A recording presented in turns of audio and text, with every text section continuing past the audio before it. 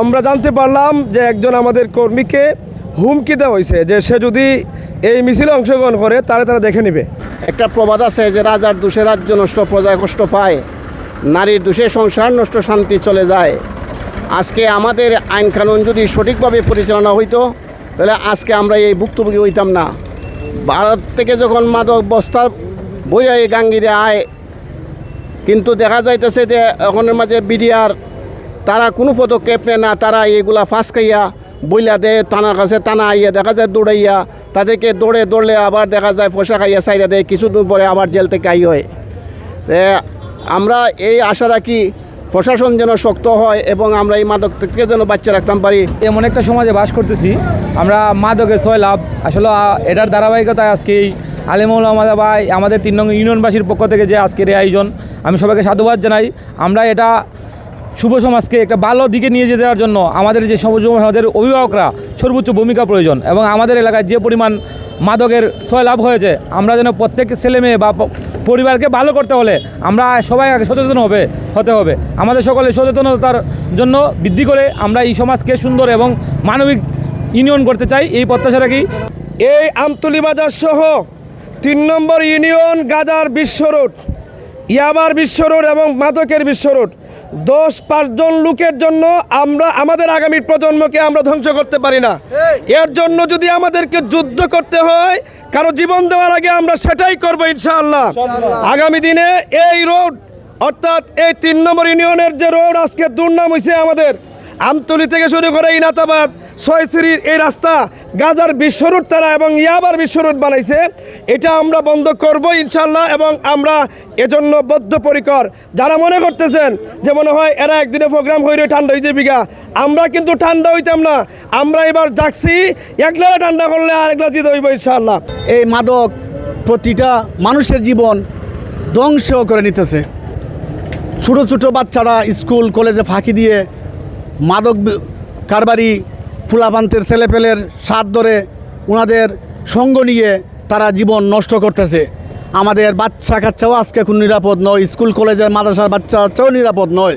এদেরকে বাঁচাতে হবে, সচেতন হতে হবে। আমাদের 3 নং দেওয়ারগাছ ইউনিয়নের প্রতিটা মানুষ, সর্বস্তরের মানুষ সচেতন হওয়া প্রয়োজন। সবার বাচ্চা কাচ্চার দিকে খেয়াল রাখা দরকার। তারা কি করতেছে, কি হইতেছে, কোথায় চলে যাচ্ছে। শুধু মাদকের রাস চতুর্দিকে, এইগুলা বন্ধ করতে হবে। আমরা জানতে পারলাম যে একজন আমাদের কর্মীকে হুমকি দেওয়া হয়েছে যে সে যদি এই মিছিলে অংশগ্রহণ করে তাহলে তারা দেখে নেবে। অর্থাৎ আমরা দেখতে পাচ্ছি যে মাদক ব্যবসায়ীরা এবং মাদক সেবীরা এই পর্যায়ে তারা দাঁড়াইছে যে তারা সাধারণ জনগণকে, এদেশের সাধারণ জনগণকে তারা কুক্ষিগত করে তাদের ব্যবসা চালাতে চায়। আসলে আল্লাহ রাব্বুল আলামিন সূরা মায়েদায় বলছেন, যারা মাদক ব্যবসায়ী, যারা মাদক সেবনকারী, এদেরকে আল্লাহ শয়তান বলছেন। এটা শয়তানের কাজ। এতে আমরা জানি যে শয়তান সবসময় দুর্বল থাকে, শয়তানের পরিকল্পনা সবসময় দুর্বল। যারা ভয় পান, ভয় পাওয়ার কিছু নাই। আমাদের সমাজের সকলকে সচেতন হওয়া দরকার, কারণ শয়তান সবচেয়ে দুর্বল। আর যারা ভালো মানুষ, নীতিবান এবং ইমানদার, এদের শক্তি আল্লাহর পক্ষ থেকে, এরা শক্তিশালী। আমরা যদি ঐক্যবদ্ধভাবে মাদকের বিরুদ্ধে রুখে দাঁড়াই এবং ঐক্যবদ্ধ হই, তাহলে আমরা আশাবাদী এদেশ থেকে মাদক ব্যবসা এবং মাদক চোরাচালান এবং মাদক দ্রব্য দূরীভূত হবে। আমরা দেখতে পাচ্ছি, আমরা বলবো আজকের এই প্রোগ্রাম থেকে যে এই মাদক বন্ধ করার জন্য আমাদের প্রশাসন কি করে। আমাদের প্রশ্ন হলো, এই মাদক আজকে এতটুকু তারা সাহস পেল যে একজন মাদকের বিরুদ্ধে যারা অবস্থান নেয় বা কর্মী, স্বেচ্ছাসেবী, তাদেরকে তারা হুমকি দেয়। আমরা দেখতে পাই যে মাদক সেবীদেরকে বা মাদক ব্যবসায়ীকে ধরে দেওয়ার পরে এরা আবার কয়েকদিন পরেই বেরোয় আসার পরে তারা উল্টো ভালো মানুষদেরকে হুমকি দেয় এবং এদের প্রাণনাশ করার হুমকি দেয়, ছুরির আঘাত করে মারার হুমকি দেয়। আমরা পাই বাস্তবতা যেটা, সেটা হলো আমরা বুঝতে পারছি এবং আমরা যেটা জানতে পারছি যে প্রশাসন এর সাথে জড়িত। আমরা আশাবাদী যে প্রশাসন এইবার অন্তত এই মাদক মুক্ত সমাজ গড়ার জন্য আমাদের জনগণের, সাধারণ জনগণের পাশে দাঁড়াবে। এদেশের মানুষ ভালো নাই, নিরাপত্তা নাই। মানুষ যারা বসবাস করছে, আমরা অনেক খবর পাই, অনেক অভিভাবকরা আমাদেরকে বলে যে আমার ছেলে আমার ঘরে ডাকাতি করে, মাদকের কারণে নিজের ছেলে নিজের বাবার বিরুদ্ধে অস্ত্র ধরে। নিজের ভাইয়ের বিরুদ্ধে অস্ত্র ধরে, নিজের সমাজের বিরুদ্ধে অস্ত্র ধরে মানুষকে হত্যা করার জন্য তারা একটু কণ্ঠাবোধ করে না, কারণ এত মাথারিক নাই। সে মাদক সেবনের ফলে ধ্বংস হয়ে যাচ্ছে আমাদের যুব সমাজ এবং আগামী প্রজন্ম। আগামী প্রজন্মরে মাদক থেকে বাঁচাইতে, দেশ রক্ষা করতে আমাদের সচেতন হতে হবে।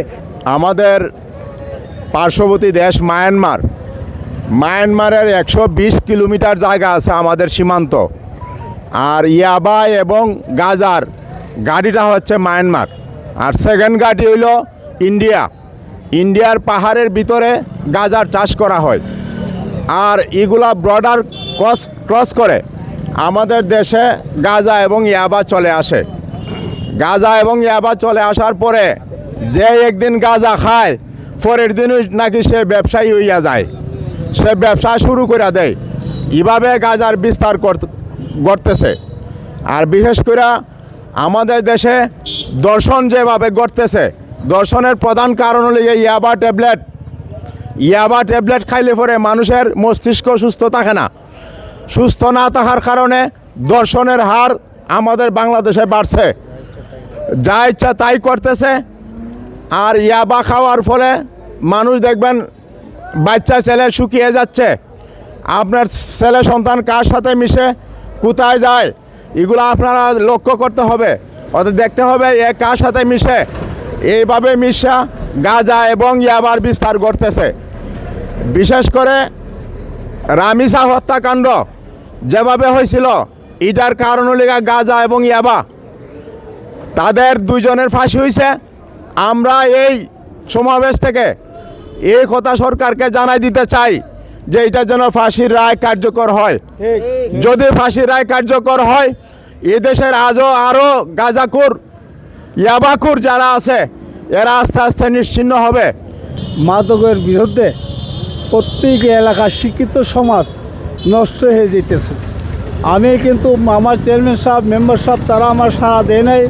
আমি তাদের সাথে এখনও ঘুরতেছি যে একটা মিটিং করো, পরিবেশ করো, প্রত্যেক গ্রাম রেলওয়ে বসো, প্রত্যেকটা ফুলাফান এই থেকে বৃষ্টি ফাঁস করে ফুলাফান এখনও বর্তমানে এই লোয়ালপুরে একটা ব্রিজ করে নাম আছে, এই ব্রিজের একটা বাগান আছে।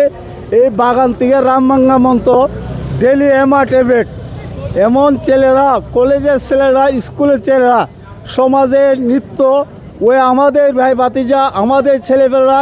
কিন্তু আমাদের আজকে যদি আমরা এগুলো ফেসিলিটি দিয়ে থাকি, কে আওয়ামী লীগ করবো, কে যুবলীগ করবো, কে কিতা করবো, কে জামাত করবো, এগুলোর প্রশ্ন নাই। আমাদের এলাকার সমাজের বাঁচাইবার জন্য আমি কিন্তু এই আজকের ব্যাপারে আরও যদি সহযোগিতা লাগে, আদর্শ বাজার 3 নম্বর দরগাহ ইউনিয়নের যত রকম সহযোগিতা, আমার একে অনেকে হুমকি দিব যে তুই মাদকের ব্যবসা করবে, যারা এর সাথে পারবে না, পড়াশোনা তোমারে ধরিয়ে লইব, মামলাতে লইব, বাড়িতে থাকতে পারবে না, এরা অনেক টাকার মালিক। ইনশাল্লাহ আমি এগুলা ভয় করি না। আমার নাম একুত মেয়া, আমি কোনো দলের কান্ডারি কথা কল বলি নাই। আমি কিন্তু ট্যাবলেট গাঁজার বিরুদ্ধে আমরা সবাই যদি এক হয়ে থাকি, আমরা যদি মুসলমানে, আমাদের ধর্ম নাই, এটা মুসলমানের ধর্ম নয়, এটা যদি আমাদের বাচ্চা কাচ্চা নষ্ট হইতেছে, আজকে আমার ভাই ভাতিজা হইতেছে, কালকে আমার আরেকজনে হইতেছে, এগুলা যদি আমরা প্রতিবাদ না করি তা আমাদের দেশ অশৃঙ্খলা হয়ে যাব।